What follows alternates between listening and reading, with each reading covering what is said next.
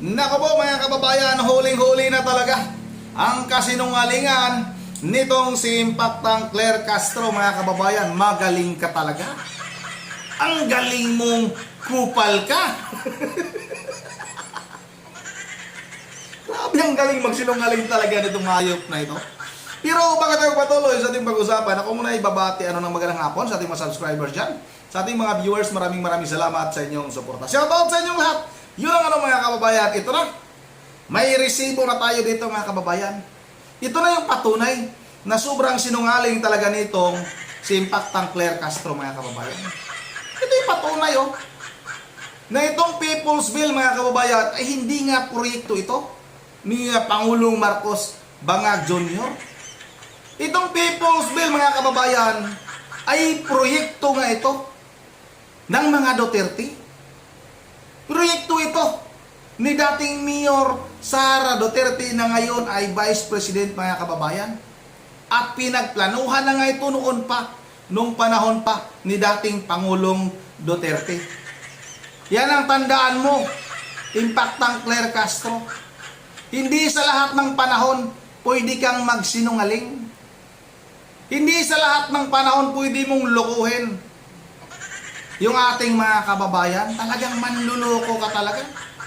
O ito na mga kababayan, huwag na natin itong patagalin, pero balikan muna natin yung sinabi nitong si Impactang Claire Castro na mga taga Davao, hindi kayo pababayaan ng administrasyong ito. Hindi kayo pababayaan ni Pangulong Marcos Bangag Jr. Ito na. Huwag na natin itong patagalin. Sabay-sabay na natin itong panoorin. Ang proyektong ito ay pinagplanuhan, pinrabaho ng kasalukuyang administrasyon ni Pangulong Marcos Jr. Dahil iyan ang nais ng Pangulo para sa ating mga kababayan at ito ay para sa mga taga Davao City. Isang maayos na pabahay, isang tunay na komunidad. Ngunit ang proyektong ito ay pilit na inaagaw ng ilang mapagpanggap na kahit wala silang anumang kontribusyon sa pagod ng Pangulong Marcos Jr. at ng DSUD, ay pilit bubulagin ang mga kababayan natin sa pamamagitan ng pagpapanggap na kanila daw ang proyekto na People's Bill sa Davao City. Taong 2023 na ma-approve ang development permit ng proyekto, noong 2024 naman ay inilabas ang Certificate of Registration ito, habang ang building permit ay na-issue noong February 2024. Mga taga Davao City, hindi po kayo maiiwan ng administrasyon ni Pangulong Ferdinand R. Marcos Jr. Yun lang mga kababayan. Grabe talaga, magaling talaga itong kubal na ito. Ang kapal talaga ng mukha nitong si Impactang Claire Castro mga kababayan. Paano magawa ang proyektong ito kung itong si Pangulong Marcos Bangag Jr. mga kababayan ay 4 na buwan pa lang nakaupo bilang Pangulo mga kababayan? Kasi nga mga kababayan, noong 2022 ibinalita na itong programang ito, groundbreaking ceremony nga mga kababayan sa proyektong People's Bill. Ito, para talaga mahimasmasan. Uy mga loyalistang vlogger ni Bangag, salagin nyo nga ito. Gawan nyo nga ng paraan para mapasinungalingan, para matulungan nyo naman itong inyong poon. Grabe. Sobrang sinungaling. Sa bagay, manang-mana din itong mga vlogger ni Marcos. Pangalanan ko na nga itong mga vlogger ni Marcos na mga sinungaling. Parlorista, si Boy Bukbok, si Bulpinman, Boy Bukbok mga kababayan, Chris Ulo, sino pa? Yung may bulate sa tiyan, akala mo may bulate sa tiyan, malaki ang tiyan, tapos maliit yung braso. Anong pangalan yun? Nyulo. Yun, yung mga yan. Yung isa pa, yung bading. Tapos si Mike Servisa. O Servisa, yung malakas uminom. Na mukhang may bulate din. Malaki din ang tiyan, tapos maliit din yung braso. Mga hayop na ito, mga sinungaling na ito. May isa pang babae ngayon na siya yata ang gustong pumalit kay Mima Alicia. Magkano kaya? yung bayad din sa babaeng yan. Salagin nyo mo nga muna ito. Mahirapan talaga itong si Impact ng Claire Castro. Mahirapan na magpaliwanag nito mga kababayan. O ito na. Huwag na natin itong patagalin. Sabay-sabay na natin itong panoorin. Gipahigayon na kaganinang buntag ang groundbreaking ceremony alang sa pagtukod sa People's Village Housing Project nga nahimutang sa Purok 10, Barangay Riverside, Kalinan District sa Davao City. Ang mga aktibidad gitambungan sa mga nagkadang opisyal sa Davao City hasta na usab ang mga opisyal sa Socialized Housing Finance Corporation kon SHFC. Pinasahi ang mamahimong klase sa maong pabalay, sanglit condominium type kini o vertical ang forma sa maong housing project.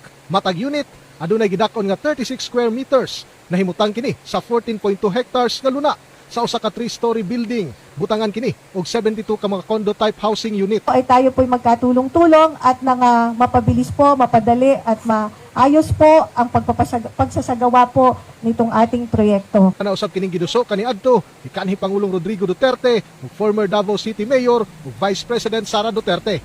Gamay lang usab ang mamahimong amortization sa mga benepisyaryo. Lang ni kay ginatanaw na mo ang affordability sa mga tao. So naa lang sa mga 1,500 to 2,000 depende sa kapasidad sa pagbayad sa mga tao. Kay ginatanaw na mo nga dili pare-parehang income. So amo ang gina-consider kung unsa lang to ilahang makaya. So Makapahimulo sa mga proyekto ang ana sa 4,032 ka mga Davaoenyo sa agad kanila nagpuyo sa danger zone o kaha naglangkob sa managlahing sektor. Busa, dili masukod ang kalipay nga ilang gibati sa mga napiling benepisyaryo sa mong pabalay. Labi na, nga halos 4 ka tuig usab nila kining gihulat. At least karon na-realize na yun. From 2018 na mo nga paningkamot, nag-apply mi ani, na nadyo katumanan. Nagkita na gid nato nga na nagihayag. Target nga mahuman ang mga proyekto sulod sa 3 ka tuig. Dinhimo ng first phase sa mga proyekto sulod sa 8 ka bulan. Gawas sa mga balay, dunaw sab kini amenities sama sa basketball court, park, multipurpose building ug uban pa. E na Julius. mga kababayan, 4 na taon na naghintay yung mga gustong magkaroon ng unit mga kababayan sa People's Bill. Tapos, itong si Impact ng Claire Castro mga kababayan, sinasabi niya na matagal na pinagplanuhan, pinaghirapan, pinagpaguran ni Pangulong Marcos para maitayo itong People's Bill na inaangkin ng iba na gustong angkinin ang proyekto. Ang kapal ng mukha nitong si Impact ng Claire Castro mga kababayan. Yang balita na yung mga kababayan 2022 groundbreaking ceremony. Tama nga yung sinabi nung isang konsihal ng Davao City mga kababayan na si Tic Ocampo. October mga kababayan, nangyari yung groundbreaking ceremony. Paano magkaroon ng proyekto yung isang pangulo na 4 na buwan pa lang nakaupo sa kanyang posisyon? Ang bilis nyo naman mag-isip. Ganon ba kayo ka-genius? Huwag nyo kaming lukuhin. Hindi na katulad noon. Noon mga kababayan, pwede pa siguro silang manloko, dahil wala pang social media. Puro palang mainstream media.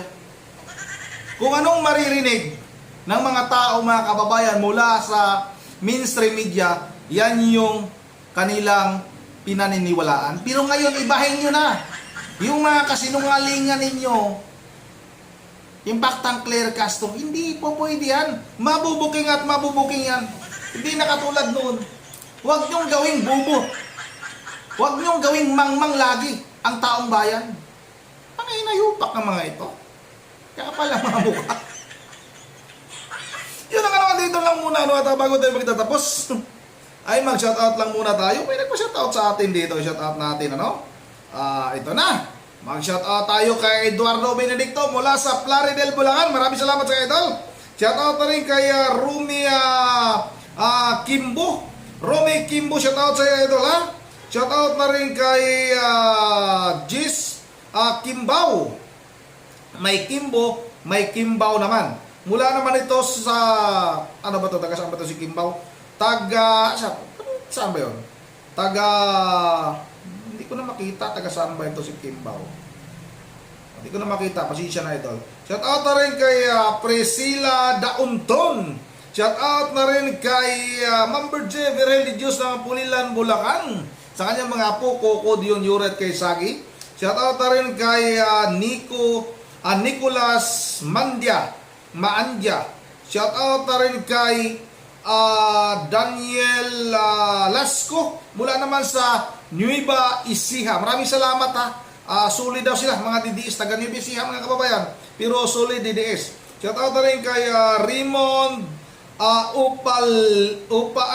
Upulancos. Maraming salamat sa iyo, idol. Shout out na rin kay Roger Asierto mula naman sa Cagayan de Oro. Shout out sa lahat ng mga taga Cagayan de Oro mula kay Roger Asierto. Shout out na rin kay Orlan Bisan.